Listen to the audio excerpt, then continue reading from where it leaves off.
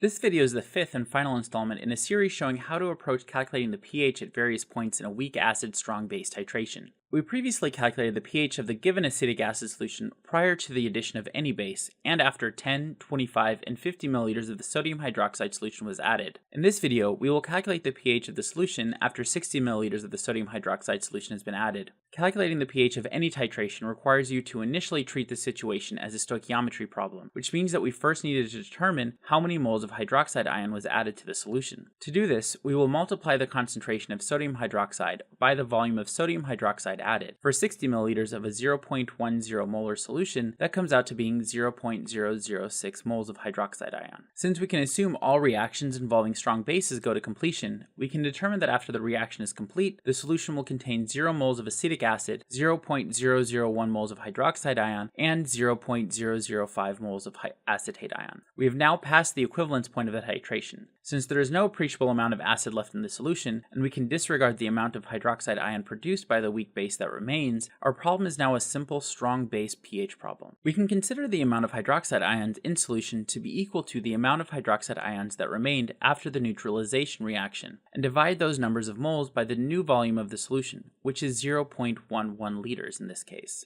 We now have a hydroxide solution with a concentration of 9.1 times 10 to the negative 3 molarity. We can now solve for the pH by setting up the expression 14 plus the log of the hydronium ion concentration to get a pH of 11.96. And this is how you calculate the pH of a solution at various titration points. This same methodology can be applied to all other weak acid strong base titrations, as well as all other weak base strong acid titrations.